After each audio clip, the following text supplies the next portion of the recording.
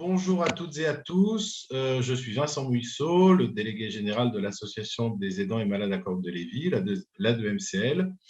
Je suis ravi, je vous souhaite la bienvenue à cette conférence et je vous remercie de vous être inscrits si nombreux, aidants, patients et soignants, à cette conférence qui sera consacrée aux dernières avancées de la recherche médicale sur la maladie à corde de Lévis.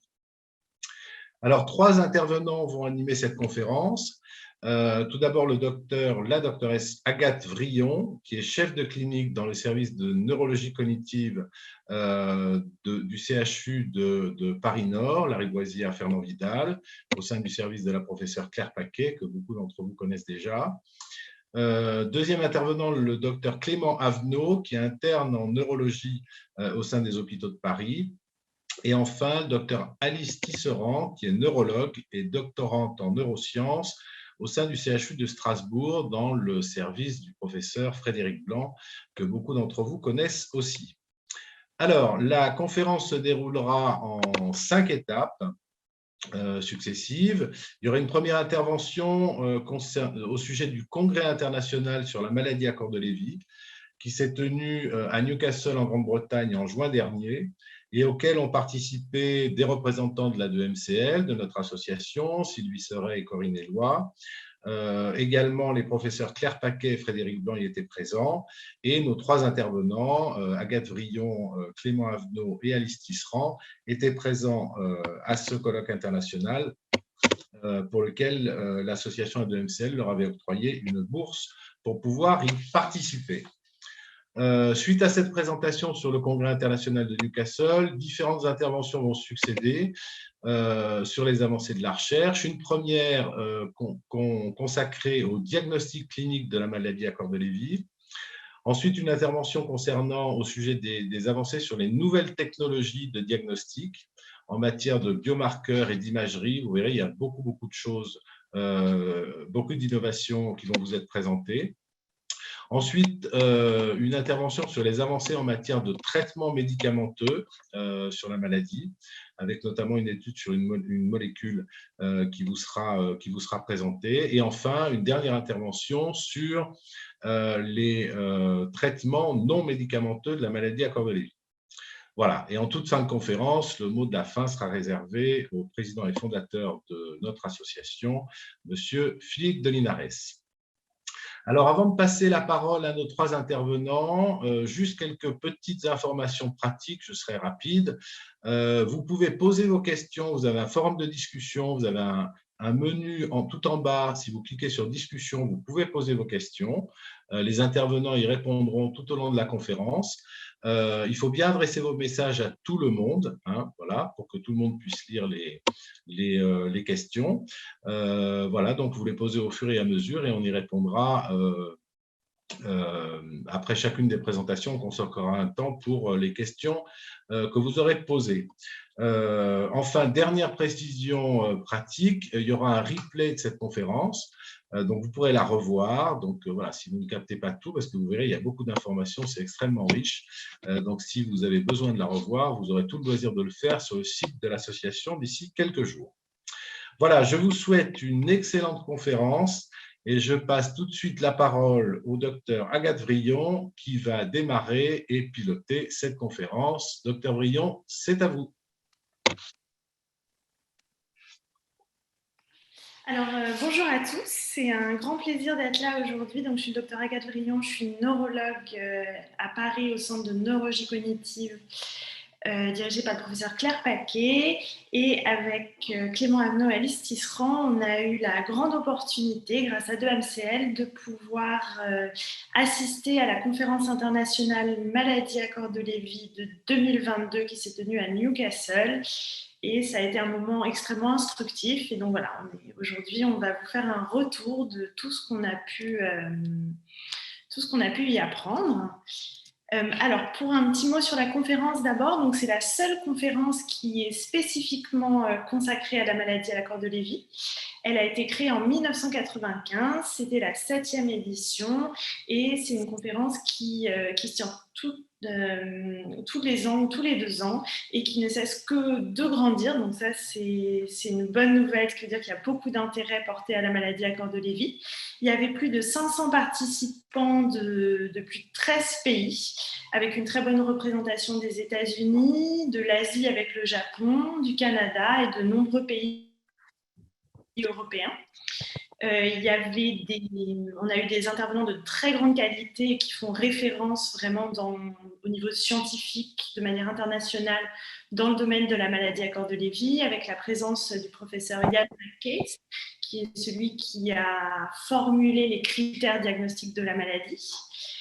C'était une conférence très multidisciplinaire. Il y avait des chercheurs de la recherche très fondamentale qui vraiment vont au niveau de la cellule, de la génétique. Il y avait des médecins, neurologues, gériatres, psychiatres. Il y avait des neuropsychologues. La France était très bien représentée parce qu'il y avait une dizaine plus de 10 Français, principalement des équipes de Strasbourg, du professeur Frédéric Blanc, et de Paris, de l'équipe du professeur Paquet, avec la présentation de communication orale et de posters écrits. Alors, les thèmes abordés durant la conférence, ils ont été extrêmement vastes et je pense qu'ils reflètent toutes les avancées qui sont nombreuses dans la compréhension de la maladie. Donc, on a eu des présentations sur les symptômes cliniques, mieux caractériser les symptômes, et ça de manière très précoce. Il y a eu de nombreuses présentations sur le diagnostic avec des nouvelles technologies qui commencent à être disponibles et qui vont permettre un diagnostic précoce de la maladie. Des études sur le mécanisme avec de la génétique, des modèles animaux et des techniques très modernes. Et enfin, presque une journée entière de présentation sur les avancées thérapeutiques. En parallèle de la partie scientifique de la conférence, il y avait des sessions comme un mini-congrès au même endroit qui étaient destinées aux malades et à leurs proches. Et donc là, il y a eu des sessions, je crois, très intéressantes sur les avancées dans la compréhension de la maladie, dans le diagnostic, dans la recherche. Je crois que ça a été l'occasion pour les patients et leurs aidants de pouvoir échanger sur leur expérience. Et A2MCL était bien représenté dans les personnes de Sylvie Seret et Corinne Éloy. Voilà. Alors, je vais maintenant passer la main à ma collègue Alice Tisserand qui va pouvoir aborder tous les enseignements qu'on a tirés de cette conférence sur les signes cliniques pour mieux comprendre et identifier les symptômes.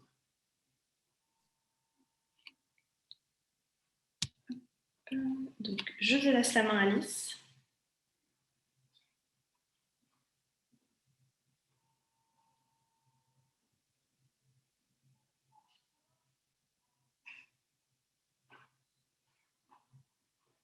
Bonjour, donc je suis Alice Tisserand, je suis neuropsychologue au Centre Mémoire des hôpitaux universitaires de Strasbourg et doctorante avec le professeur Frédéric Blanc. Et aujourd'hui, je vais vous parler des signes cliniques de la maladie à corps de Lévy dans le but de mieux la comprendre et d'en identifier précocement les symptômes. Je vais commencer par faire un petit rappel global sur la maladie à corps de Lévy et puis je vais restituer 3 conférences du congrès de Newcastle qui m'ont semblé extrêmement pertinentes sur les avancées de la recherche dans la clinique de la MCL. Alors, la maladie à corps de Lévy, qu'est-ce que c'est? Comme beaucoup d'entre vous le savent déjà, c'est une maladie neuroévolutive. C'est la 2e pathologie en termes de fréquence après la maladie d'Alzheimer chez les patients de plus de 65 ans. Au niveau neuropathologique, donc c'est-à-dire au niveau de la biologie, les corps de Lévy sont des agrégats anormaux d'alpha-synucléine, c'est-à-dire des amas d'alpha-synucléine, qui est une protéine, qui vont se loger dans les neurones et entraîner leur dégénérescence, c'est-à-dire leur mort. D'un point de vue épidémiologique, on considère que 0,7% de la population de plus de 65 ans en est atteinte. C'est une maladie qui est un peu plus fréquente chez les hommes que chez les femmes. Au niveau des facteurs de risque, on trouve l'âge, des antécédents de dépression, d'anxiété, de maladie de Parkinson et des AVC sont en fait un ensemble de facteurs qui vont venir fragiliser le cerveau et favoriser le développement de l'AMCL. Les causes sont mal connues, mais dans la plupart des cas, elles apparaissent de manière sporadique, c'est-à-dire de manière isolée, et son caractère héréditaire n'est pas mis en évidence à l'heure actuelle. C'est une pathologie qui est très clinique, c'est-à-dire qu'en consultation, on va trouver des éléments caractéristiques durant l'interrogatoire. On va établir un tableau de symptômes, notamment de symptômes neurologiques, neuropsychiatriques, neurocognitifs. Et parmi ces symptômes qui ont été désignés comme les critères de diagnostic de Ian McKees, il y a les critères cardinaux que vous connaissez déjà, donc les fluctuations cognitives, les hallucinations visuelles, les troubles du comportement en sommeil paradoxal et le syndrome parkinsonien. Mais on va également être très attentif aux autres critères secondaires, dits critères de soutien. Il existe différents stades de la maladie. On parle de stade prodromal au début de la maladie. Ça désigne en fait les symptômes avant-coureurs d'une maladie. Et concernant l'AMCL, on parle de stade prodromal lorsqu'il existe des troubles cognitifs mineurs qui vont être associés à d'autres critères cliniques que j'ai présentés sur la diapo juste avant. Donc, d'un point de vue cognitif, on peut avoir une atteinte de la sphère attentionnelle, c'est-à-dire une atteinte des capacités de concentration pour maintenir son attention. Donc, ça peut être difficile, par exemple, de suivre une conversation, de lire un livre. On peut également avoir un ralentissement de la vitesse de traitement de l'information, des troubles au niveau des fonctions exécutives, c'est-à-dire la planification, le raisonnement logique, la prise de décision. Et on va parler du stade de troubles cognitifs majeurs, quand les troubles cognitifs vont devenir plus sévères et en fait venir impacter l'autonomie dans les activités de la vie quotidienne de la personne. Du point de vue cognitif, il peut y avoir une aggravation des troubles cognitifs qui étaient déjà présents au stade prodromal. Il peut y avoir l'apparition de troubles visio-spatiaux, donc des troubles de la localisation dans l'espace, par exemple d'objets, des troubles visio-perceptifs qui concernent l'identification, donc la reconnaissance des objets, parfois des visages, des troubles visio-constructifs, c'est-à-dire un trouble de la coordination entre la vision et les capacités motrices, des difficultés à assembler les choses, à construire des choses. C'est une pathologie qui peut s'exprimer de manière variable d'un individu à l'autre, dont l'évolution peut être plus ou moins longue. On a certains patients qui vont rester stables du point de vue cognitif et pendant longtemps, parfois 5-10 ans, avec plus ou moins de symptômes associés. Mais il existe des facteurs aggravants qui peuvent révéler la maladie, par exemple les infections, les anesthésies générales, les AVC, les traumatismes crâniens. Donc, il va falloir être très vigilant parce que ça peut constituer un mode d'entrée dans la maladie. Il y a un enjeu de diagnostic précoce qui est important. Les premiers signes cliniques peuvent apparaître jusqu'à 15 ans avant le début des troubles cognitifs. Donc, il va falloir être attentif à tous les signes les plus subtils qui vont pouvoir nous orienter dès le stade prodromal, dont je vais parler dans quelques instants. Alors, comment identifier l'AMCL précocement? C'est un enjeu qui est de taille, car la détection précoce de la maladie va permettre une meilleure prise en charge, un meilleur accompagnement, de nouvelles perspectives thérapeutiques. Et on a un accroissement des recherches sur la MCL depuis quelques années dans le but de l'identifier le plus tôt possible. Plus on va la détecter rapidement, plus on va pouvoir assurer une prise en charge adéquate. Je vais vous présenter les travaux d'une équipe américaine, l'équipe de Wimanchik, qui s'est intéressée aux symptômes prédominants au stade prodromal. Donc, il existe différentes catégories de symptômes, c'est-à-dire qu'il peut y avoir plusieurs modes d'entrée dans la maladie. Donc, les patients peuvent avoir différentes présentations au premier plan. Certains vont avoir des troubles neuropsychiatriques qui prédominent, d'autres des troubles moteurs. C'est assez variable d'un individu à l'autre. Et pour ce faire, donc, l'équipe a fait une analyse de données rétrospectives sur 116 patients qui, initialement, sont venus consulter parce qu'ils avaient une plainte cognitive. Donc, à ce stade, on ne sait pas encore quelle est l'étiologie, c'est-à-dire l'origine de leurs troubles. Et le diagnostic de MCL a finalement été posé à une visite ultérieure. Donc, les chercheurs ont repris les données de ces patients depuis le début, avant que le diagnostic de MCL ne soit affirmé, et ils ont identifié quels étaient en fait les symptômes qui ressortaient le plus souvent chez ces patients parmi les grandes catégories, et ils ont bien mis en évidence qu'on a des symptômes largement prédominants très tôt dans la maladie. Parmi les troubles moteurs, ils ont trouvé qu'on avait un ralentissement moteur et une rigidité musculaire présents chez 70% des patients, des troubles de la marche chez un patient sur deux, c'est très conséquent, des troubles du comportement en sommeil paradoxal également présents chez un patient sur deux, sachant que les troubles du comportement en sommeil paradoxal, c'est un critère diagnostique qui est très puissant. Quand on identifie un trouble du comportement en sommeil paradoxal, on va penser tout de suite Kordelevi. Et là, on voit que chez un patient sur 2, ça apparaît déjà très tôt au cours de la progression de la maladie. Concernant les troubles cognitifs, ils ont démontré qu'il y a objectivement plus de troubles cognitifs chez les futurs patients à corps de Lévy que dans le vieillissement normal, et que ces troubles concernent principalement un ralentissement de la vitesse de traitement de l'information, des troubles de la flexibilité mentale. Donc la flexibilité mentale nécessite de bonnes capacités attentionnelles. C'est ce qui va nous permettre de faire plusieurs tâches en simultané, de revenir à une tâche, puis à l'autre, puis revenir à l'une. Des troubles de la mémoire de travail, donc le maintien, la manipulation et la mise à jour de l'information.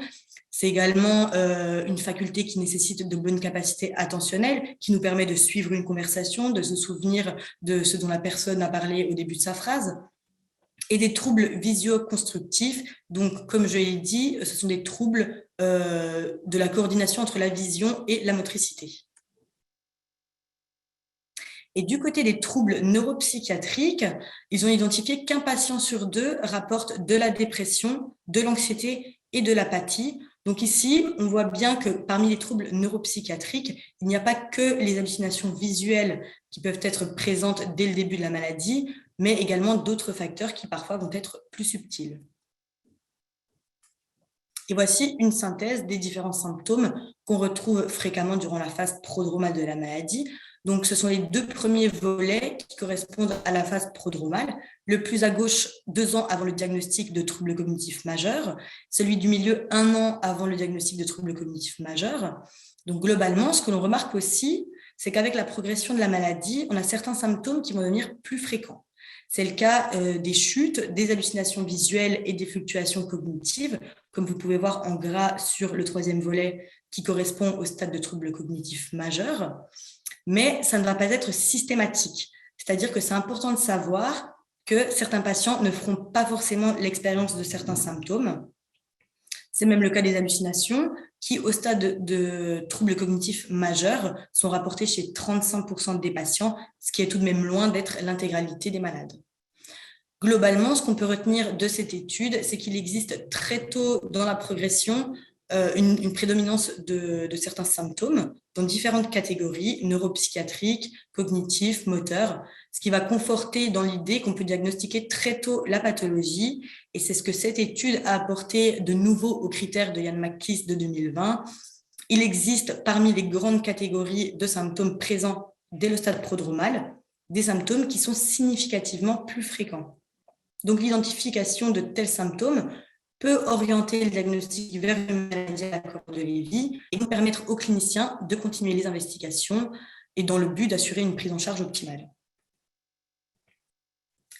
Alors, dans cette partie, je vais vous présenter des clusters de symptômes, c'est-à-dire des associations en fait, entre les différents symptômes de la maladie à corps de Lévy, et on va s'intéresser aux relations qu'il pourrait y avoir entre ces symptômes. Il s'agit d'une étude d'une équipe australienne. Ils ont regardé statistiquement quels symptômes étaient retrouvés de manière concomitante dans la cohorte.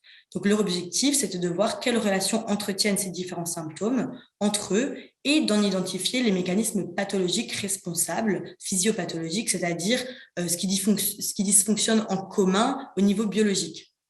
Et donc, ils ont identifié 6 facteurs, dont certains partagent des physiopathologies communes. Le premier facteur, donc l'association de fluctuations cognitives, d'hallucinations et un excès de somnolence en journée. Et ils font le postulat que le mécanisme pathologique serait un déficit cholinergique. L'acétylcholine, c'est un neurotransmetteur qui est impliqué dans la mémoire, dans l'apprentissage. Et donc, d'après eux, une activité réduite de l'acétylcholine engendrerait des fluctuations, mais également des hallucinations et un excès de somnolence la journée. Le deuxième facteur, donc les troubles du comportement en sommeil paradoxal et l'hypotension orthostatique. Et d'après eux, le mécanisme pathologique serait des inclusions d'alpha-synucléine dans le tronc cérébral. C'est pour ça qu'il va être important de rechercher la présence d'un trouble du comportement en sommeil paradoxal quand on identifie une hypotension orthostatique chez des patients avec des troubles cognitifs. On peut avoir une hypotension orthostatique sans avoir de maladie à corps de Lévy. Mais simplement, lorsqu'on va retrouver l'hypotension orthostatique associée à des troubles cognitifs, on va chercher un éventuel trouble du comportement sommeil paradoxal. Le troisième facteur, alors qui peut paraître étonnant, c'est l'association entre le syndrome parkinsonien et les troubles urinaires. Et donc, d'après les chercheurs, le mécanisme pathologique serait une déficience dopaminergique qui donc entraîne le syndrome parkinsonien, c'est bien connu. Et cette déficience concernerait également des circuits cérébraux qui sont normalement impliqués dans l'inhibition de la miction. Et enfin, les trois derniers facteurs qui sont en fait des symptômes prodromaux de la MCL. Donc, le quatrième facteur, l'anxiété et la dépression, qui sont des symptômes neuropsychiatriques courants, déjà mentionnés un peu plus tôt dans la présentation, qui peuvent être en lien avec un dérèglement des neurotransmetteurs comme la dopamine, l'apathie et les illusions visuelles qui étaient également retrouvées de façon concomitante, et le sixième facteur, la constipation, qui se distinguait comme le symptôme principal de ce dernier facteur. Donc, en conclusion, il existe différentes combinaisons de symptômes avec une physiopathologie commune pour certains, mais une variance importante chez les patients avec maladie à corps de Lévy. C'est-à-dire que parmi ces 6 facteurs, certains patients vont en présenter 2, 3, mais pas forcément l'intégralité. Et donc, chaque caractéristique supplémentaire va nous permettre de préciser le diagnostic. Et enfin, dans cette dernière partie, je vais vous présenter un outil diagnostique informatisé qui s'appelle CECOG, qui nous a été présenté par une équipe hollandaise, donc qui l'a mis en place. Ils ont développé cet outil pour détecter les troubles cognitifs légers et majeurs. Pourquoi ? Parce que malgré le progrès dans la découverte des biomarqueurs, on a à l'heure actuelle encore plus de 50% des patients avec une maladie neuroévolutive qui ne sont pas diagnostiqués. Donc, il nous fallait un outil simple, efficace et rapide. C'est un outil d'auto-administration, donc on peut passer à la maison, qui est basé sur plusieurs tests neuropsychologiques standards, des tests de mémoire, d'attention, de fonction exécutive. Et en pratique, CECOG, c'est 7 tâches, donc de mémoire, d'attention, de vitesse de traitement de l'information, de fonction exécutive, qui prend approximativement 20 minutes. Mais c'est tout de même un outil qui est limité dans la mesure où il va nous permettre de faciliter l'interprétation dans la pratique clinique, mais ne constitue en aucun cas un substitut d'évaluation neurocognitive en centre mémoire. Il va permettre également de situer l'individu dans la progression de la maladie, mais ne va pas permettre de distinguer différentes maladies. Et donc, la conclusion de ces 3 études, c'est qu'on a identifié des symptômes spécifiques dans chaque catégorie présente très tôt dans la maladie, et il existe des associations entre ces symptômes au travers de différentes catégories, et ces symptômes semblent partager des dysfonctionnements biologiques communs. Et enfin, on vise à de nouvelles perspectives diagnostiques pour une meilleure prise en charge, un meilleur accompagnement et par conséquent, une meilleure préservation de la vie quotidienne, tant pour le patient que pour l'entourage. Voilà, je vous remercie pour votre attention. Et si vous avez des questions, n'hésitez pas.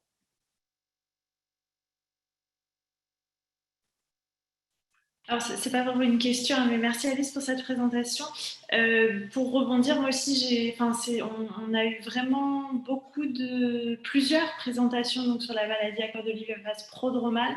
Et ça, je pense que c'est particulièrement important dans le sens où on sait qu'on voit beaucoup de patients où le diagnostic a été fait tardivement, où ils n'ont pas bénéficié précocement d'une rééducation cognitive, d'une prise en charge adaptée des symptômes. Et je pense que ça, vraiment, nous, les cliniciens, ça va nous aider à identifier les symptômes les plus tôt et vraiment à pouvoir mettre le doigt directement sur ce qui crée les symptômes et pouvoir intervenir. Et de ce point de vue-là, le congrès était vraiment très riche et je pense que ces études-là, même si elles restent même s'il n'y a pas forcément assez théorique et c'est vraiment des caractérisations très fines de symptômes et qu'il y a la nouveauté et peut-être on connaît ces symptômes, mais déjà ça les caractérise beaucoup mieux et ça va vraiment nous aider en pratique clinique. Et ça, je pense que c'était un gros apport du congrès. Et je pense aussi qu'en tant que clinicien, il est nécessaire de savoir qu'il y a des formes qui sont atypiques et qu'il n'est pas nécessaire de remplir l'intégralité des critères cardinaux pour diagnostiquer la maladie à corps de Lévy. On peut avoir des symptômes qui vont être beaucoup plus subtils et justement auxquels il faut être très attentif.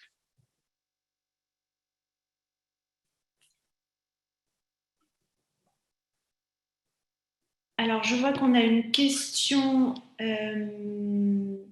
dans le chat qui est: quelle différence entre un syndrome parkinsonien avec problèmes cognitifs associés et la maladie à corps de Lévy?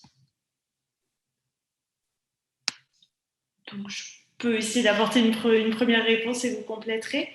Alors, les syndromes parkinsoniens, et d'ailleurs la question est très très bien posée parce que c'est des syndromes, c'est pas une maladie en elle-même, donc c'est un ensemble de troubles qui vont toucher la motricité avec des tremblements, un ralentissement du mouvement, une difficulté à initier le mouvement.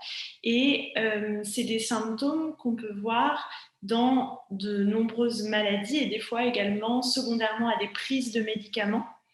Et ces symptômes, c'est les moteurs, c'est justement les autres symptômes associés qui vont faire qu'on va s'orienter vers un diagnostic de maladie de Parkinson, de maladie à corps de Lévy ou d'autres maladies parkinsoniennes plus rares, comme la paralysie supranucléaire progressive ou la dégénérescence cortico-basale.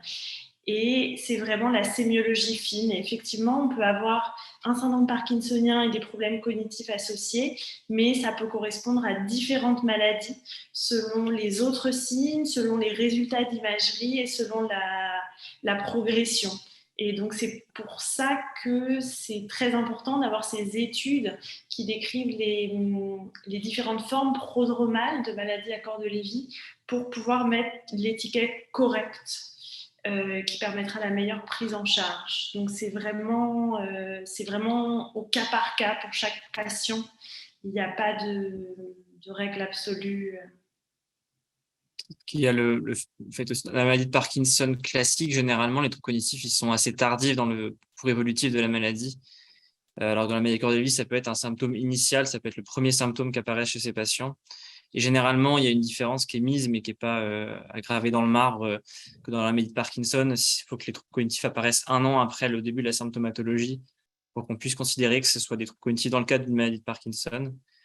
Alors, la maladie de corps de Lévy, c'est quelque chose qui peut être inaugural, même si c'est des définitions qui reposent pas sur des bases physiopathologiques particulières, mais c'est comme ça qu'on peut s'orienter, nous, dans la clinique, même si voilà, c'est plus complexe que ça.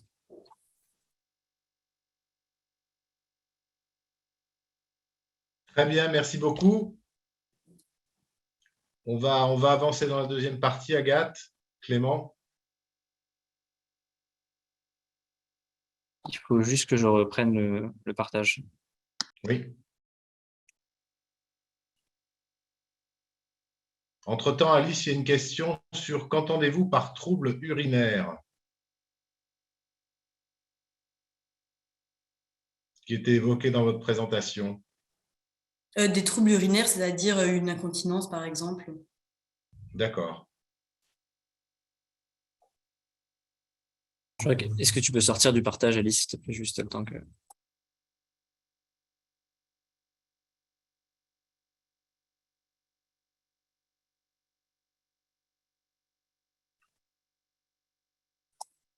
Donc, Clément, vous allez nous parler de… Alors, je vais parler, donc c'était toujours sur le versant diagnostic, sauf qu'au lieu de parler de la clinique, en fait, ça sera pour aborder un petit peu les outils qui aident au diagnostic qui ne sont pas cliniques. Et en gros, sur cette conférence, alors peut-être pour recontextualiser, effectivement, on l'a dit déjà un petit peu avant, mais c'est important d'arriver à diagnostiquer, ce que disait Agathe juste avant, assez tôt la maladie, parce que ça permet de faire une prise en charge précoce, et notamment, pourquoi pas à l'avenir, d'essayer d'enrayer l'évolution, le cours évolutif des symptômes assez tôt. Et pour ces aides au diagnostic, il y a eu deux pans qui ont été développés plus particulièrement. C'était les biomarqueurs dans les liquides différents, le sang, le liquide cérébrospinal, et puis des techniques d'imagerie ou d'électrophysiologie pour l'aide au diagnostic précoce.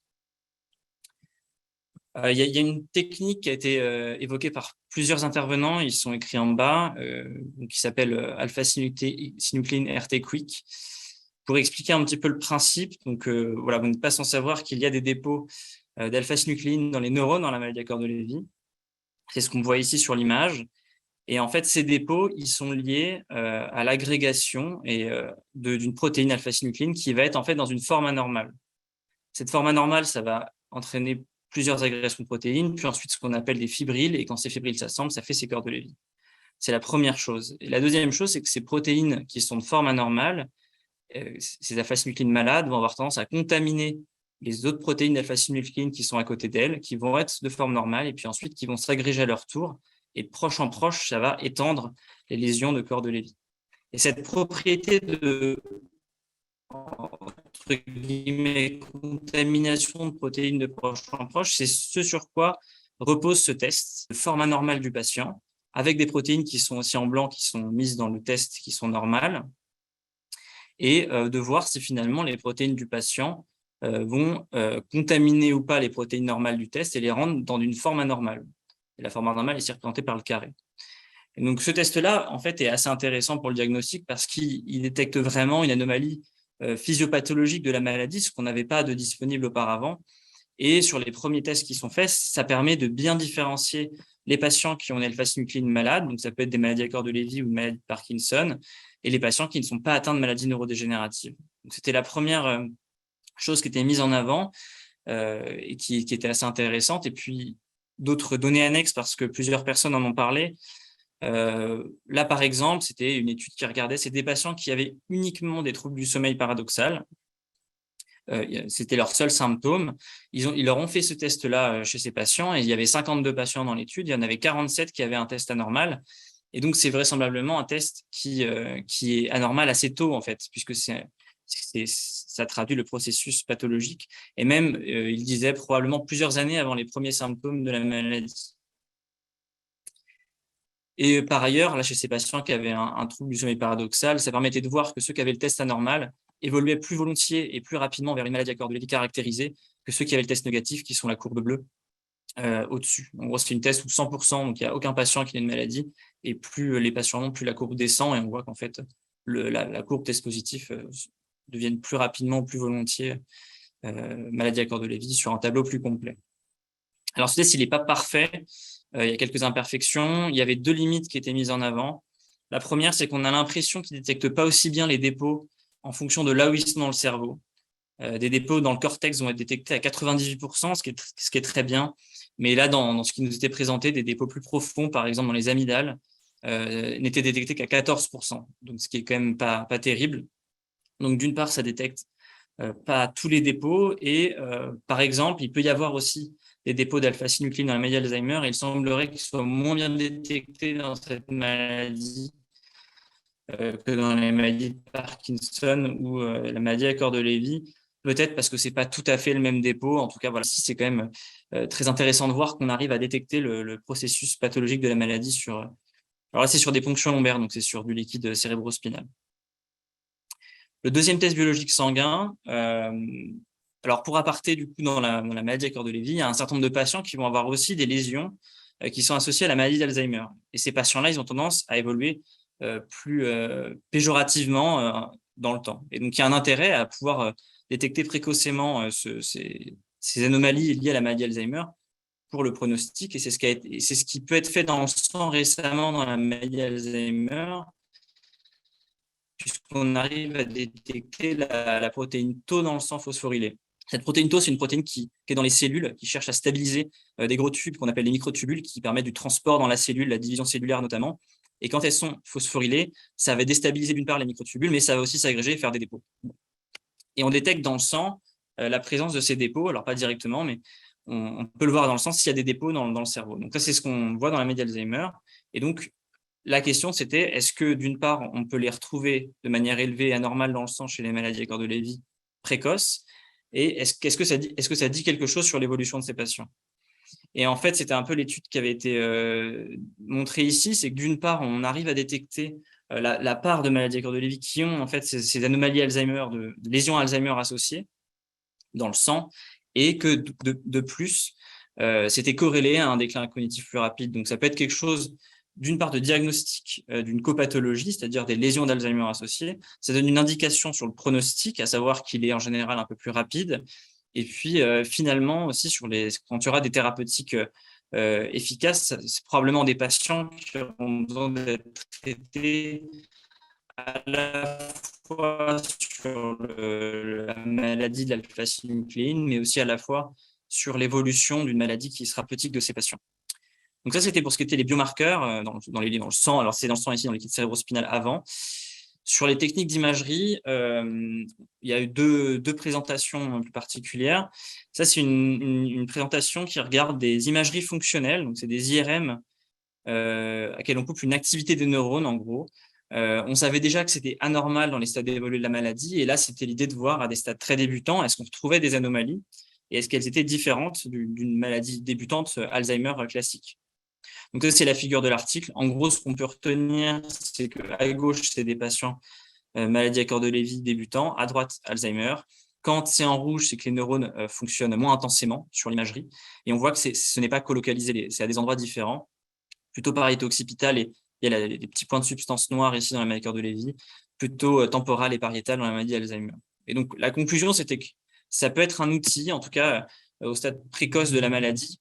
Ça suffit pas seul parce que c'est pas assez précis pour ça, mais ça peut être un outil en plus pour arriver à détecter de manière précoce la maladie à corps de Lévy, puisque ça se différencie des maladies d'Alzheimer des débutantes et d'autant plus des patients qui n'ont pas de maladie neurodégénérative.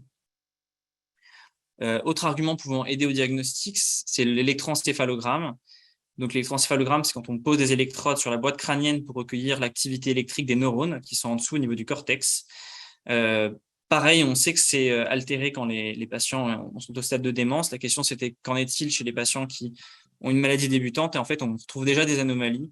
Là, ce qu'il faut comprendre en bas à gauche, c'est que la fréquence moyenne qu'on détecte sur les électrodes est plus basse dans la maladie à corps de Lévy qu'elle n'est que pour la maladie d'Alzheimer débutante et encore plus des patients témoins. Et bon, le tableau résumait un peu le fait qu'on pouvait potentiellement essayer de trouver des critères électroencéphalographiques pour différencier la maladie d'Alzheimer et Parkinson et la maladie à corps de Lévy, à un stade débutant. Encore une fois, ça peut aider de ce qu'on voit, mais ce ne serait pas quelque chose qu'on pourrait utiliser seul. Et donc, ces deux techniques d'imagerie, en fait, permettraient sur un faisceau d'arguments de rendre plus précis le diagnostic précoce de maladie à corps de Lévy. En tout cas, ça peut être d'une aide au diagnostic. Et c'est tout pour cette partie. On a Clément quelques questions. Oui, j'étais pas en train de… Voilà. La première sur le test RT Quick, comment est-il établi? J'imagine comment on le pratique et comment on interprète les résultats. Est-ce que vous pouvez nous en dire un petit peu plus? Alors, pour le moment, du coup, c'est de la recherche. Hein. On n'a pas en pratique clinique. C'est vraiment ces articles de recherche. Donc, c'est des prélèvements qui viennent de ponction lombaire uniquement. Donc, c'est la piqûre qu'on fait dans le bas du dos. On fait déjà depuis un certain temps pour les biomarqueurs de la maladie Alzheimer. Et en fait, c'est des cycles ils passent plusieurs cycles, de ce que j'ai compris dans la machine qui détecte. Et en fait, ils peuvent faire quelque chose de semi-quantitatif, c'est-à-dire de voir à quelle rapidité en fait les protéines du test vont être contaminées et devenir anormales. Pour le moment, on ne sait pas vraiment si ça a une valeur quelconque. Le résultat reste binaire pour le moment. Est-ce qu'il y a une propriété contaminatrice des protéines alpha-synucléine et donc des protéines malades ou non? Après, voir à quelle rapidité cette contamination se fait, ça doit être possible à moyen long terme. Peut-être que ça aura des applications. En tout cas, pour le moment, dans ce que nous disait à la conférence, c'est pas assez précis, c'est pas assez normé pour qu'on puisse en dire quoi que ce soit. Je sais pas vraiment si j'ai répondu à la question. Mais… Si, mais on comprend que de toute façon, ça reste un outil expérimental et qui va devoir être développé et utilisé pour Oui, être exploitable. faudra préciser sur des populations plus larges de patients. Là, voilà, c'est juste qu'on sait que on arrive à détecter en tout cas une des composantes anormales de la maladie qui est spécifique sur un test dans un liquide biologique. Et donc, c'est ça qui est très innovant. C'est inspiré des tests qu'il y avait dans d'autres maladies de protéines, les maladies à prions avec des contaminations de protéines, et ça s'est inspiré de cette famille-là de maladies. Donc, c'est quelque chose de nouveau en tout cas. D'accord. On a une question un peu similaire sur les tests sanguins. Ouais. Elle est peut-être plus… C'était laquelle? Est-ce que les tests sanguins se font facilement dans tous les services de neurologie ou est-ce encore de la recherche? C'est encore de la recherche aussi. Après, dès que ça arrivera dans quelques années, ce sera facile à faire. En fait, c'est pas dans le prélèvement, il faut que des laboratoires puissent le techniquer de manière fiable. Ce sera ça l'enjeu. Mais ce sera d'ici dans quelques années, peut-être ce sera accessible en pratique courante. peut-être 4 à 5 ans. C'était ce que nous disait Agathe, elle a travaillé un petit peu sur ces tests-là. Voilà, mais ce sera plus l'idée d'avoir des seuils valides qui soient reproductibles pour que d'un patient à l'autre, en fait, il n'y ait pas de variabilité, ou d'un laboratoire à l'autre, on n'ait pas des tests qui soient différents. D'accord, très bien. Agathe, vous voulez ajouter quelque chose? Oui. Alors, pour compléter, pour les tests sanguins, effectivement, s'il y a une période de validation qui est toujours longue, hein, il y a une première période vraiment scientifique où on développe le test, où on le fait marcher, où on regarde qu'il identifie avec une bonne spécificité, c'est-à-dire qu'il ne détecte que les malades, et une bonne sensibilité, c'est-à-dire qu'il détecte tous les malades. Et après, il y a une période pour qui soit mis en place dans la pratique clinique, donc qui vont inclure le fait d'établir des normes. Qu'est-ce qui est une valeur normale, qu'est-ce qui est une valeur anormale. Il va falloir standardiser tous les laboratoires, et ça, effectivement, le chemin peut être long après les premiers résultats scientifiques positifs. Il y avait aussi dans les autres questions, je lis d'autres choses sur les troubles urinaires. Alors, pour répondre rapidement, les troubles urinaires qu'on voit assez classiquement dans la maladie à corps de Lévy, c'est l'hyperactivité vésicale. C'est des urgences où on doit courir pour aller aux toilettes. Et voilà, donc l'hyperactivité de la vessie. Pour les vessies neurologiques avec nécessité de sondage, c'est moins typique de la maladie à ma connaissance. Après, je pense que ça peut se voir. Mais voilà, dans tous les cas, c'est des symptômes qui sont assez fréquents de la maladie, qui peuvent être invalidants, et il y a des prises en charge spécialisées en neurologie. On peut consulter en neurologie pour avoir des traitements pour essayer d'améliorer ces symptômes. Très bien. Donc, Voilà. beaucoup de nouvelles techniques de diagnostic, encore à un stade expérimental pour l'instant, mais prometteuses. Alors, je vais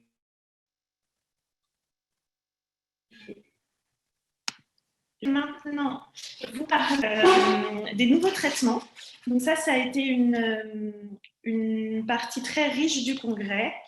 Alors, je vais d'abord aborder les traitements médicamenteux, et Clément vous parlera des traitements non médicamenteux. On a une présentation extrêmement intéressante du professeur Dag Arsland de l'unité Stavanger de l'université de Stavanger en Norvège, qui nous a fait un peu une description du paysage actuel des essais thérapeutiques par rapport à ce qu'il était il y a 10 ans. Et les choses sont finalement très positives. Donc, il nous a rappelé qu'en 2009, il y avait seulement 8 essais thérapeutiques de traitement dans la maladie à corps de Lévy. C'était uniquement des traitements symptomatiques, c'est-à-dire ces traitements qui visent à traiter ou à soulager les symptômes de la maladie, mais qui n'ont pas d'action sur la maladie sous-jacente. Et la majorité de ces essais, c'était des molécules qui visaient à traiter les symptômes cognitifs et psychiatriques. Donc en fait, ces études principalement, c'était des médicaments déjà connus, déjà utilisés, mais on regardait leur efficacité dans la maladie à corps de Lévy. En 2019, et on s'en réjouit vraiment, les choses sont assez différentes, parce en 2019, il y avait 30 essais thérapeutiques enregistrés, et la grande nouveauté, c'est qu'il y avait des molécules qui étaient évaluées comme traitements modificateurs de la maladie. C'est-à-dire, c'est des traitements qui visent à agir sur les lésions mêmes de la maladie au niveau cérébrale, et donc symptômes. Pas seulement couvrir les symptômes, mais vraiment ralentir ou éviter la progression de la maladie.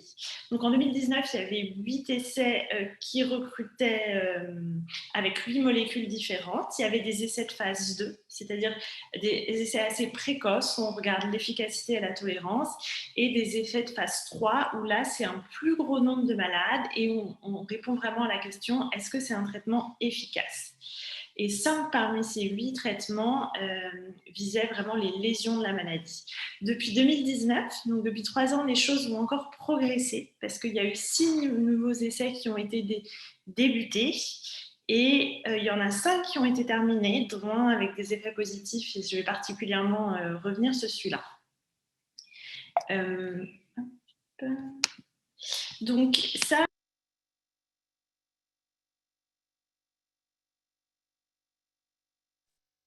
Agathe, votre micro est coupé. Agathe, votre micro a été coupé, il faut que vous le reconnectiez. Voilà. J'ai été coupée à partir de quel moment? Vous avez été coupé quand vous avez commencé ce chart-là, voilà. D'accord. Que Alors, vous pouvez remettre en plein écran, oui. voilà, excusez-moi pour ce petit problème technique. Voilà, donc ça, c'est une diapo un peu lourde, mais qui montre un peu les différents essais en cours ou tout juste terminés. Donc, la première chose que je vais vous demander de regarder, c'est la couleur des cadres. Et donc, les cadres en rouge, c'est des traitements modificateurs de la maladie qui visent les lésions de la maladie. Donc voilà, donc ça c'est la nouveauté importante. En bleu, c'est des traitements qui sont sur des symptômes, donc des nouvelles molécules étudiées pour les symptômes. On voit que ces essais, ils ciblent des mécanismes multiples de la maladie, qu'il y a de nombreuses approches. Donc on voit qu'il y a des inhibiteurs de tyrosine kinase qui vont essayer d'avoir des effets de protection neuronale. Il y a des traitements qui vont diminuer la neuroinflammation. Il y a des traitements qui vont viser les dépôts d'alpha-synucléine, donc vraiment cette protéine anormale qu'on met en évidence. Et il y a un essai en cours qui est utilisé qui vise les protéines amyloïdes, donc c'est la protéine qui se dépose, elle, dans la maladie d'Alzheimer, mais dont on sait qu'une bonne partie des patients malades à corps de Lévy ont aussi des dépôts. C'est dans les traitements symptomatiques, donc en bleu. Les essais actuels ciblent pas mal de symptômes parce qu'on va avoir des essais qui vont cibler les symptômes neuropsychiatriques, la dépression, les hallucinations, l'agitation. Il y a des essais qui ciblent les symptômes moteurs de la maladie. Donc voilà, donc un paysage assez large et on voit que la recherche aborde vraiment tous les aspects de la maladie. Donc, je vais d'abord vous présenter une combinaison thérapeutique dont on a eu un petit compte rendu. Donc, c'est par l'équipe de Strasbourg, le docteur Candice Müller, qui nous a présenté les résultats de l'utilisation de 2 molécules assez nouvelles qu'on utilise jusqu'à maintenant peu dans la maladie, que sont la pimavansérie et la trazodone, pour traiter l'agitation et le délire. On sait que c'est des symptômes qui sont fréquents dans la maladie, avec l'évolution de la maladie, qui peuvent être très, très envahissants et qui peuvent altérer la qualité de vie. Donc la trazodone, c'est un inhibiteur de la recapture de la sérotonine. Donc la sérotonine, c'est un neurotransmetteur, et donc en fait, c'est un peu un médicament de la classe des antidépresseurs. Et la pimavansérie, elle agit aussi sur des récepteurs à neurotransmetteurs et c'est une molécule particulièrement intéressante parce qu'elle a un effet antipsychotique, c'est-à-dire un effet contre l'agitation et le délire, mais sans avoir tous les effets secondaires qu'ont les neuroleptiques, donc cette classe médicamenteuse qui peut être très délétère dans la maladie à corps de Lévy. Donc cette combinaison a été utilisé pour traiter 3 patients qui présentaient des hallucinations et l'agitation sévère. Et en 4 à 6 semaines, il y a eu une amélioration très notable des symptômes chez les 3 malades, avec une intensité des symptômes neuropsychiatriques qui a vraiment diminué. Donc ça, c'est encourageant. Ça veut dire qu'on peut améliorer les symptômes qui même paraissent résistants avec des nouvelles combinaisons thérapeutiques. Et ce retour d'expérience de centre comme ça peut pousser à mettre en place des essais thérapeutiques pour l'essayer à plus grande échelle. Donc voilà, donc ça, c'est des traitements encourageants pour traiter les symptômes.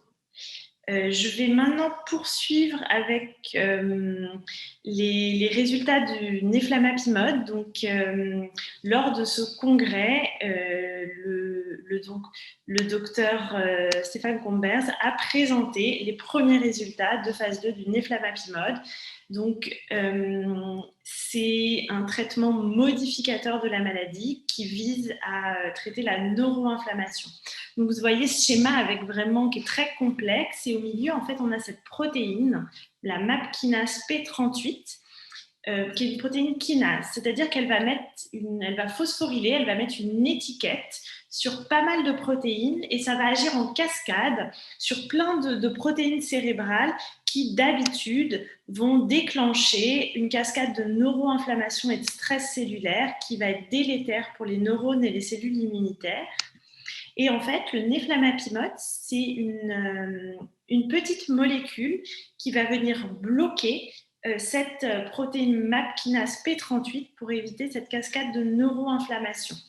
Cette petite molécule, elle est très intéressante parce en prenant en comprimé, on arrive quand même à avoir des concentrations élevées en intracérébral. Vous savez, le cerveau, c'est très protégé par une enveloppe qui s'appelle les méninges et on a toujours la problématique du passage des médicaments pour atteindre la cible. Et ce néflamapimod, il avait montré une efficacité dans des essais sur l'animal, sur des modèles animaux, et sur les symptômes cognitifs et sur les symptômes moteurs. Alors, cet essai qui s'appelait Ascendi-LB, donc c'est un essai qui s'est terminé en 2019, qui était géré par le labo EIP à Boston aux États-Unis. C'était un essai de phase 2, c'est-à-dire une étude de tolérance et d'efficacité chez des patients malades. L'essai a inclus des patients dans 22 centres aux États-Unis et dans 2 centres en Europe, et c'était aux Pays-Bas. Ils ont traité 91 patients avec une maladie à corps de Lévy au stade léger à modéré. Ils ont dosé un marqueur sanguin de maladie d'Alzheimer, un de ceux que vous a présenté Clément, pour voir si les patients qu'on traitait avaient ou pas aussi des lésions de la maladie d'Alzheimer. C'était une étude contre placebo, c'est-à-dire qu'il y a eu une partie les patients étaient randomisés, c'est-à-dire de manière où ils étaient répartis dans des groupes où ils recevaient soit la molécule active, soit le néflamapimod à dose légère ou à dose élevée. Et ça permet vraiment une évaluation scientifique et stricte de l'efficacité de la molécule. Et c'était en double aveugle. Les patients ne savaient pas ce qu'ils recevaient, ni les médecins. Et c'était un traitement par comprimé. Le critère d'efficacité, ils étaient multiples, et ça c'est bien, parce que ça rendait bien compte de tous les symptômes de la maladie. Il y avait une échelle cognitive, c'était vraiment le critère principal d'efficacité, et il y avait aussi une échelle d'activité quotidienne pour voir si le bénéfice sur la cognition se traduisait vraiment par une amélioration au quotidien chez les patients. Et il y avait des échelles motrices, donc Time Up and Go Test, il faut se lever et faire le tour d'une chaise rapidement, et c'est un bon reflet de l'état moteur. Alors, ces résultats, ils ont été positifs. Donc, après 16 semaines de traitement, les patients qui recevaient le comprimé actif, donc le néflamapimod, montraient un ralentissement de l'aggravation des troubles cognitifs. C'est-à-dire qu'à 16 semaines, ils avaient moins 65% de dégradation cognitive par rapport aux patients qui n'avaient pas reçu la molécule active. D'un point de vue moteur, il y avait aussi une amélioration significative des patients traités avec le néflamapimod, c'est-à-dire qu'ils arrivaient à faire l'exercice demandé plus rapidement, et c'était significatif, on voyait vraiment une amélioration. Et le dernier point qui est important, c'est qu'on a pu mettre en évidence qu'il y avait plus d'efficacité chez les patients qui n'avaient pas de lésions associées de type maladie d'Alzheimer. Ça veut dire que vraiment, c'est en faveur du fait que le néflamapimod cible vraiment les lésions de la maladie à corps de Lévy. Et donc, les patients qui avaient également des lésions de maladie d'Alzheimer ont eu un plus faible bénéfice. En termes de tolérance du traitement, il n'y a pas eu d'effets secondaires sévères ou fréquents. Donc ça, c'est un bon signal. A priori, c'est un traitement qui est bien toléré. Donc au final, c'est une très très bonne nouvelle. C'est le premier traitement qui a un effet bénéfique dans la maladie à corps de Lévy. Il y a eu un effet sur la cognition, sur les activités quotidiennes et sur l'état moteur. Le fait, si on additionne les résultats qu'on avait déjà sur des modèles animaux à ces résultats-là, ça indique a priori un effet direct sur la maladie. C'est-à-dire qu'on peut faire l'hypothèse que le néflamapimod agit vraiment sur les lésions de la maladie. Et donc voilà, c'est potentiellement le premier traitement modificateur de la maladie. Après, ça reste des données préliminaires, c'est-à-dire que c'est un essai de phase 2 assez précoce. Il va falloir confirmer ces données dans un essai plus grand. Et ça, ça sera un essai de phase 3. Et le labo a annoncé qu'a priori, il poursuivrait l'étude en phase 3. Donc, il y aurait cette phase prochaine. Voilà, donc ça, c'est très prometteur. Après, là où il faut nuancer, c'est que ça demande quand même confirmation sur un plus grand nombre de malades. Et la deuxième chose, c'est que c'est encore un long chemin pour que ce soit, si jamais l'efficacité est confirmée, ce sera quand même encore un long chemin pour que ce soit accessible dans la pratique clinique courante et qu'on puisse le prescrire en consultation. Après, ça reste vraiment le premier traitement qui a montré une efficacité dans la maladie de la corde de Lévy. Donc, c'est vraiment, je pense, une nouvelle dont on peut se réjouir. La dernière chose dont je veux vous parler sur le plan thérapeutique, c'est de cette échelle qui est en train de développer une équipe irlandaise. Donc, dans les essais thérapeutiques, un point qui est vraiment clé, c'est les critères qu'on prend pour dire si un traitement est efficace ou pas. Il faut savoir quel bénéfice on attend. Est-ce qu'on attend un bénéfice moteur? Est-ce qu'on attend un bénéfice cognitif? Et il faut avoir la bonne échelle pour le mesurer. Jusqu'à maintenant, il n'y a pas d'échelle spécifique à la maladie à corde de Lévy. Les échelles qu'on utilise pour évaluer l'efficacité des traitements, c'est des échelles qui ont été développées soit pour la maladie d'Alzheimer ou soit pour les maladies de Parkinson.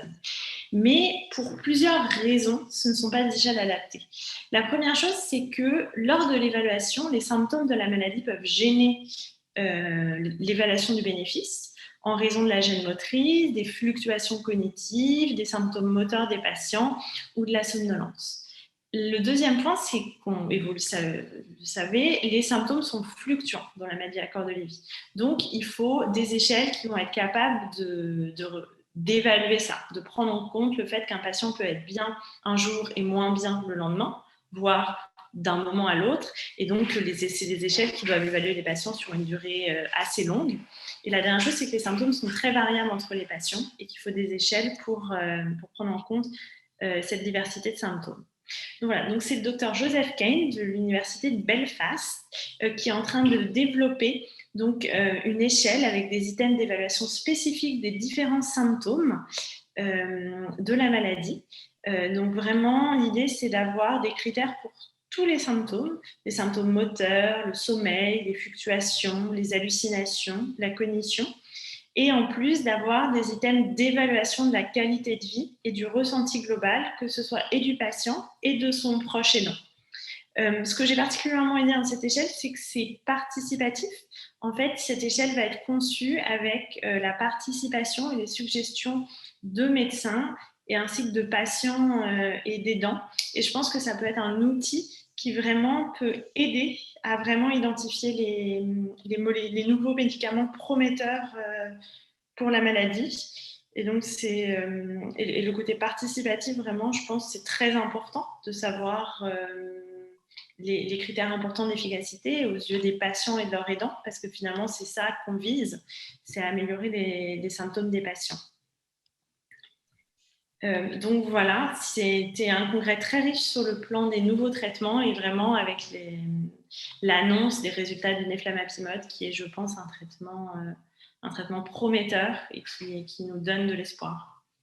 On a une question justement à ce sujet, docteur Vrillon, sur préciser un petit peu, je pense, en termes de temps et d'étapes, qu'est-ce qu'on entend par long chemin pour passer de cette étude de phase 2 à une possible et éventuelle, parce qu'il faut rester prudent, utilisation à grande échelle? Alors, à ma connaissance, pour l'instant, le labo EIP Pharma n'a pas donné de calendrier. Il y a pas, je connais pas de date, j'ai pas trouvé de date annoncée de début de phase 3. Après, je pense que, étant donné les premiers résultats et le fait que c'est le seul traitement modificateur de la maladie qui ait montré une efficacité, je pense qu'ils vont mettre ça en place rapidement. Et donc, on parle sans doute de plusieurs années, 1 ou 2 ans.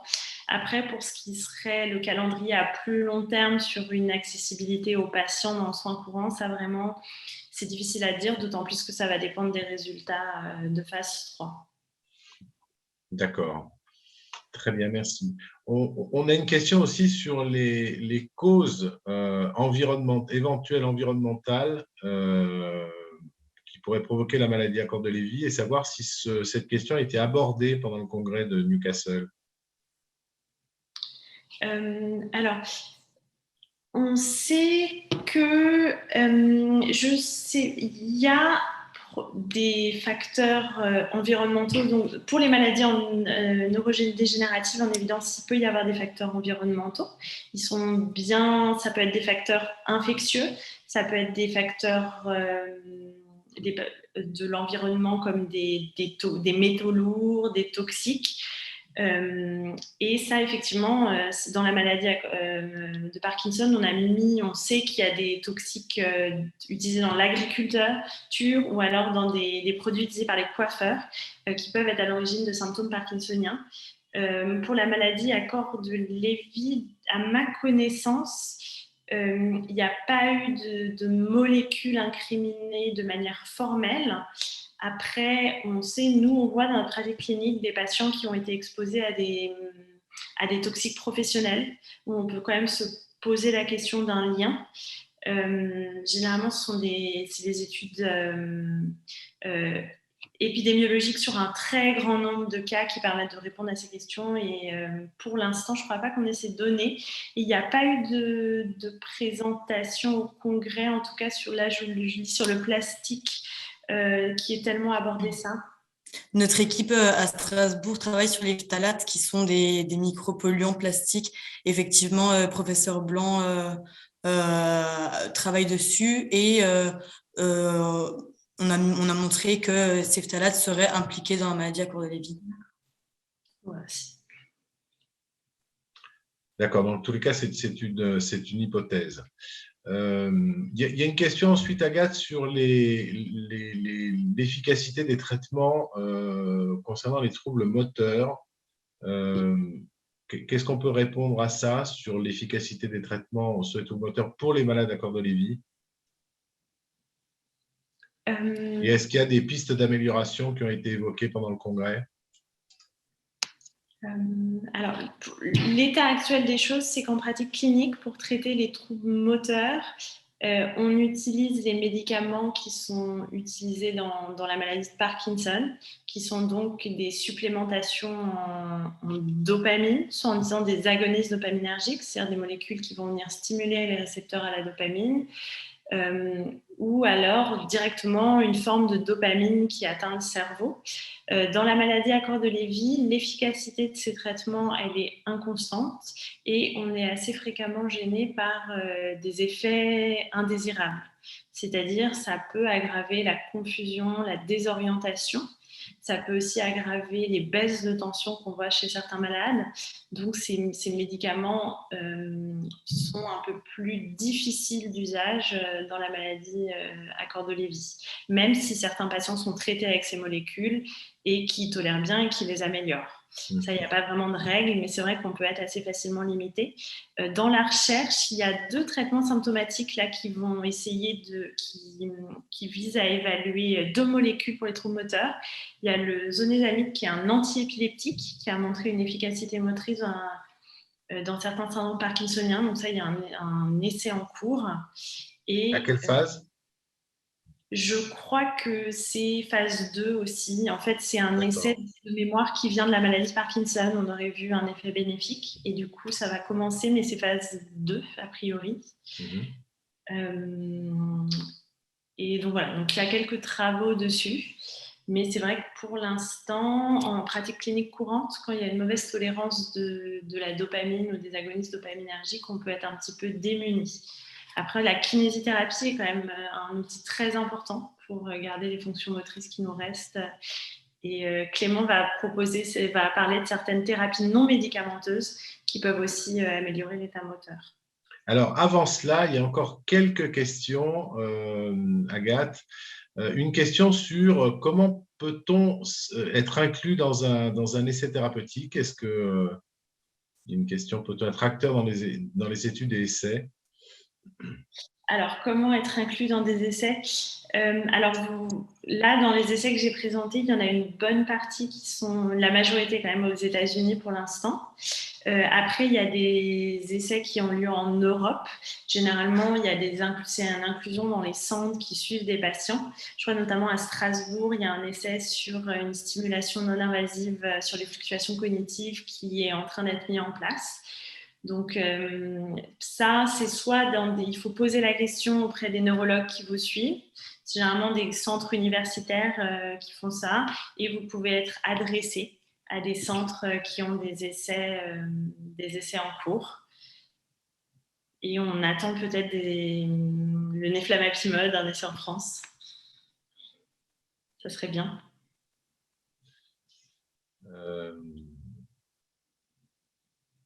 Je regarde les dernières questions.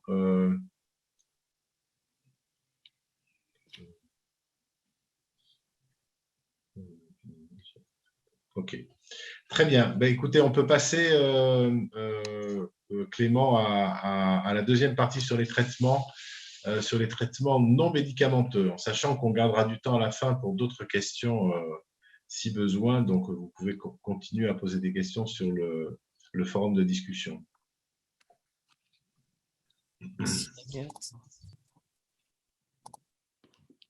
J'étais resté sur ma... Ok, parfait. Ok, donc pour terminer, je vais vous parler il a été aussi évoqué l'état des connaissances là sur les traitements non médicamenteux. En premier lieu, il a été refait un point un petit peu sur les thérapies de rééducation cognitive qui ont montré un effet dans les études en termes de statistiques sur l'amélioration de la cognition chez les patients. Il y avait mis en exergue deux types de thérapies, plus particulièrement. Il y avait les thérapies dites de stimulation cognitive, de stimulation un peu générale de la cognition. Souvent, c'est des exercices qui se font en travaux de groupe, avec des discussions, des activités, ce qui permet à la fois une stimulation globale de la cognition des patients, aussi une stimulation qui permet aussi de montrer des effets bénéfices dans la régulation de l'humeur, etc.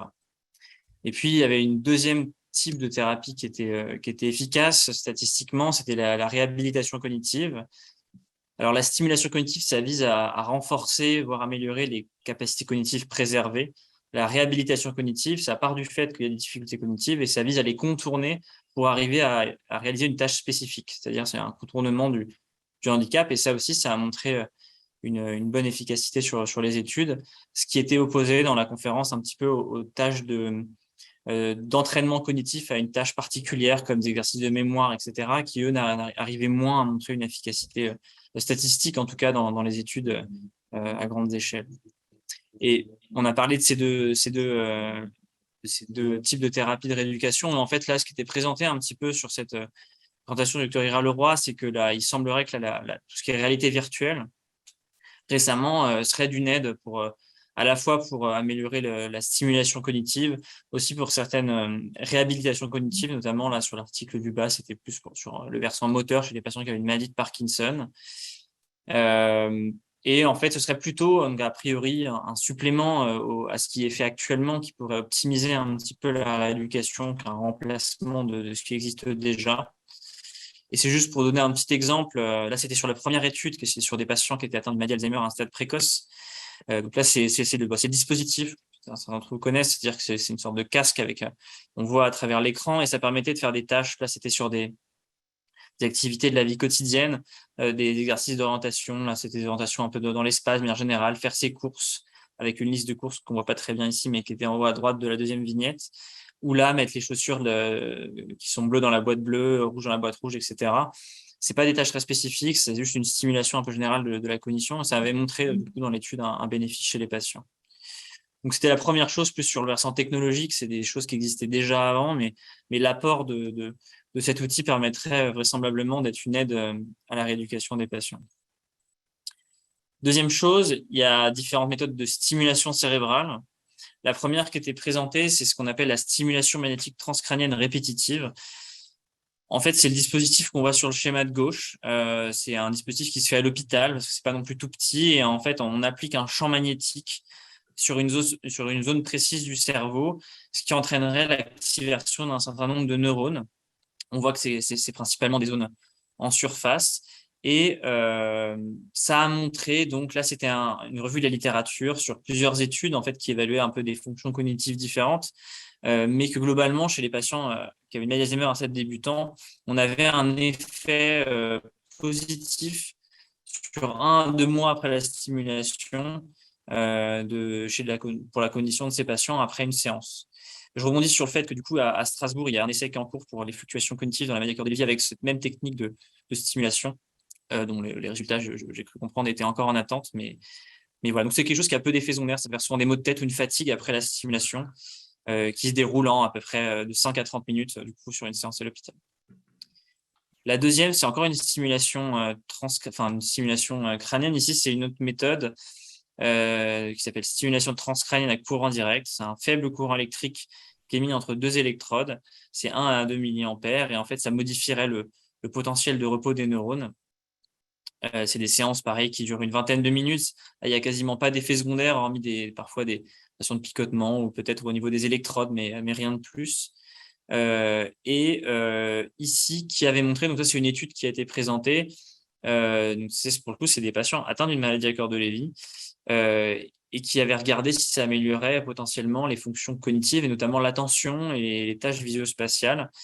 Et en fait, ça n'a pas montré d'effet sur les tâches visuospatiales qui sont en bas, mais sur les tâches d'attention, on voit, par exemple, il a fallu appuyer sur un bouton dès que la croix apparaissait, sur la flèche du bon côté quand elle apparaissait, etc., de réaction. Ça a montré une amélioration chez ces patients qui durait quelques semaines, quelques mois après la stimulation. C'était une autre donnée intéressante. Et enfin, c'est un peu plus expérimental, c'est des stimulations nerveuses. Il y en a 2 cadres. La première, c'est la stimulation d'un nerf qu'on appelle le nerf vague, qu'on voit ici, en fait, qui a un trajet du thorax au tronc cérébral, plutôt dans l'autre sens, et qui, en fait, a déjà montré quelques applications, il a déjà été stimulé dans des études d'épilepsie réfractaire, de coma, et il semblerait que la stimulation du nerf soit, donc là, c'est un schéma de quelqu'un qui a une électrode et un stimulateur, donc une chirurgie, mais ça peut se stimuler à travers la peau, puisse avoir des effets sur la cognition. Donc, c'est assez expérimental. Mais il semblerait que là, c'est un essai qui est encore en cours. C'est pas publié sur ce qu'on voit là. C'est un site qui répertorie les essais en cours. Mais ça pourrait avoir des bénéfices sur la cognition et c'est quelque chose sur des patients Alzheimer ici dans cette étude-là qui est en cours d'étude un peu plus avancée. Et enfin, une autre stimulation de nerf, le nerf occipital. On voit un petit schéma ici. Donc, c'est des nerfs qui sont derrière la tête. Encore une fois, des données préliminaires aussi, très préliminaires. C'est des patients qui étaient sains, chez qui on a fait cette stimulation. Et sur quelques semaines après, on voyait une amélioration de leur capacité de mémorisation. Donc, ce n'était pas dans le cas de maladies neurodégénératives, mais là, il y a des essais qui sont en cours sur des stades, du coup, chez des patients qui ont des troubles cognitifs, puisque là, c'est une étude sur des sujets sains, mais qui pourrait avoir un effet sur les capacités de mémorisation. Ces 2 dernières méthodes sont très, très préliminaires, mais voilà, c'est des choses qui pourraient être intéressantes si peu d'effets secondaires pour éventuellement être un appoint aux thérapeutiques qui sont déjà proposées. Et je crois que c'est ma dernière diapo. Donc voilà, je vous remercie de votre attention. Je ne sais pas s'il y a des petites questions. Je n'ai pas regardé. Il y a quelques échanges Oui, non, entre patients et aidants qui ne sont pas véritablement des questions. Non, pour l'instant, il n'y a pas de questions. Peut-être un mot de conclusion en attendant peut-être d'autres questions sur les domaines de la recherche spécifiquement, puisque c'est le thème de la conférence.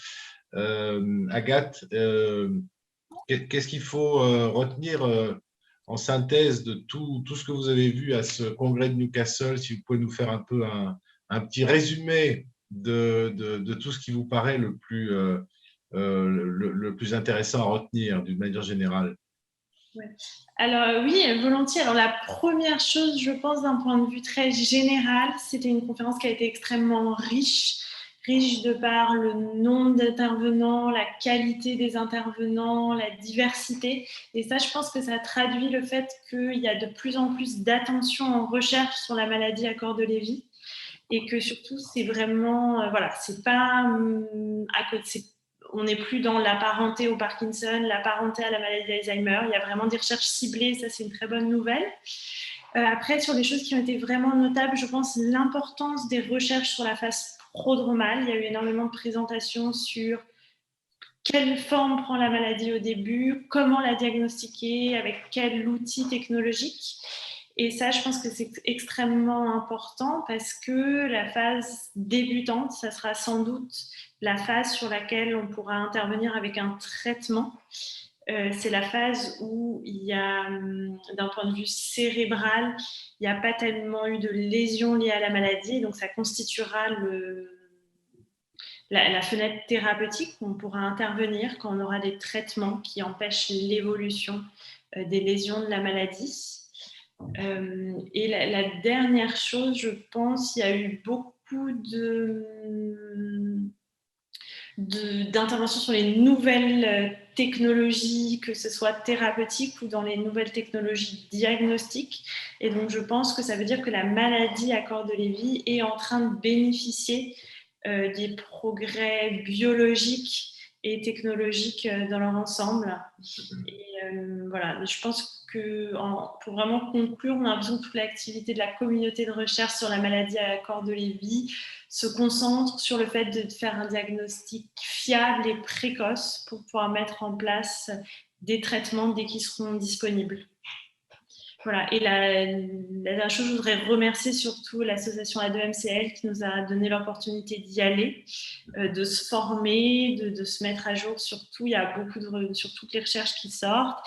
Et aussi quelque chose d'important de pouvoir discuter entre nous, de rencontrer d'autres scientifiques, de faire naître des collaborations. Et ça, je pense que ça va porter ses fruits, enfin, je l'espère. Voilà.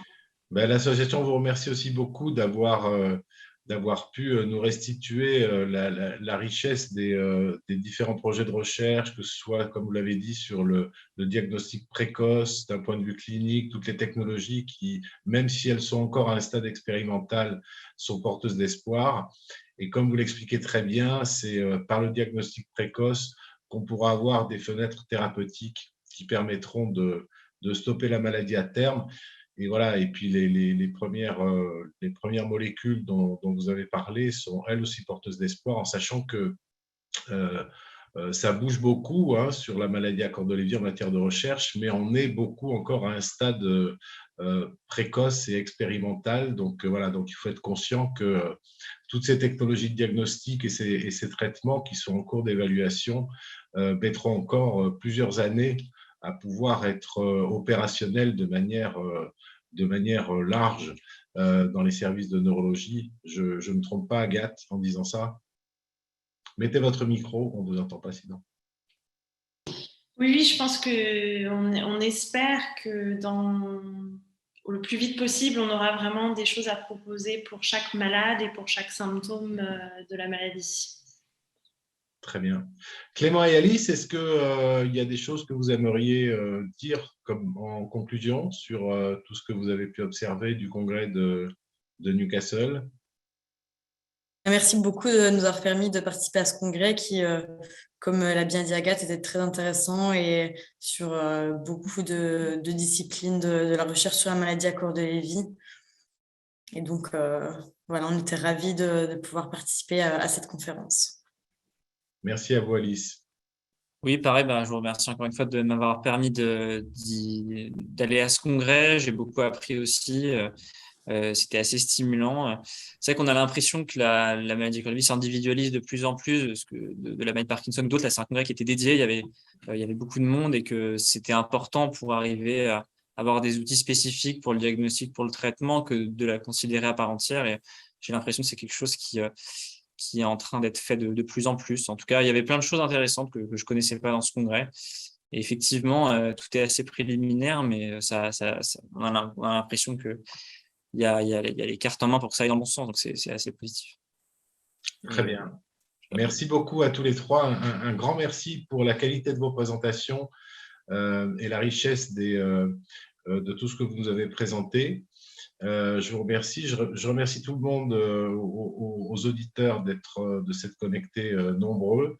Merci beaucoup. Je vais passer la parole à notre président et fondateur de la A2MCL, de l'Association des aidants et malades à corps de Lévy, pour le mot de la fin. Philippe. Oui, bonjour à tous et à toutes. J'ai assisté à toute la conférence, mais je tenais à intervenir à la fin pour remercier chaleureusement devant vous tous nos trois intervenants. J'en profite d'ailleurs pour remercier aussi au passage les professeurs Frédéric Blanc et Claire Paquet qui sont intervenus dans les conférences précédentes et je n'étais pas là pour les remercier, je le fais maintenant. Euh, voilà, et au nom vraiment de tous les adhérents, je vous exprime notre grande reconnaissance.